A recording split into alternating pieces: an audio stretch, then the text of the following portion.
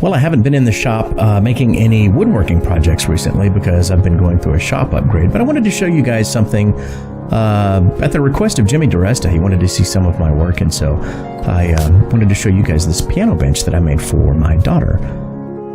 My daughter Emily, and that's actually a bust of Mozart. That's not my daughter Emily. She's quite an accomplished pianist. I couldn't possibly be more proud of her, and in order to support her and her desire to learn to play the piano, I built this bench for her to go alongside of the Chickering & Sons grand piano that her grandfather gave to her.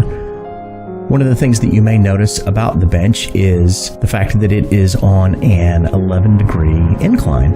I actually read on the internet that an inclined bench, if it's not a padded bench, if it's a solid wood bench, that an inclined bench is actually much more comfortable to sit on, and it couldn't possibly be more true.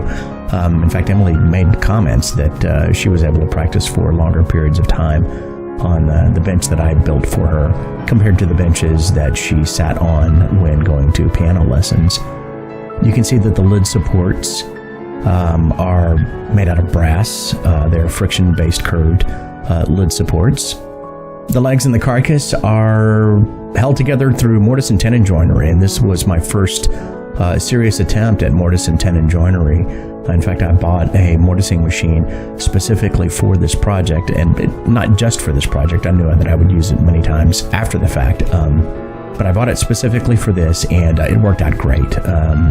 It really made the process of drilling square holes so much easier, and so I'm very glad that I made that purchase. And it's held together with, again, mortise and tenon with Titebond 2 wood glue only. And this bench is 15 years old and is not showing any signs of any of the joints loosening, so tip of the cap to Titebond. Once again, friction-based lid supports, and they hold the lid up wonderfully whenever in the open position. You don't have to hold on to it for fear of it coming down and catching you in the head or the finger as you are rummaging through looking for the particular bit of sheet music that you're interested in playing. The hinges are simply brass maple leaf hinges with brass screws. This is made out of walnut. The piano itself is not made out of walnut, but I wanted to use a wood that had the same deep, rich color as the piano itself, and so I used walnut.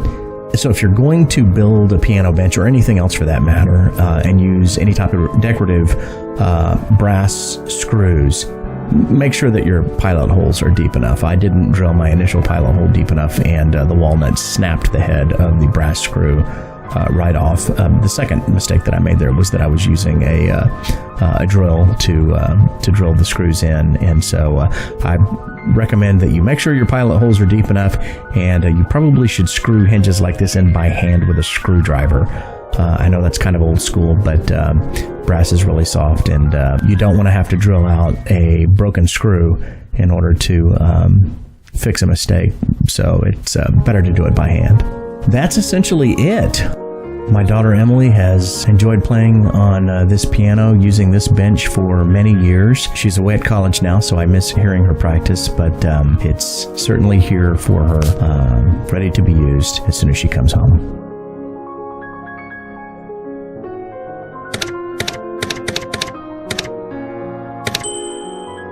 Thanks for watching.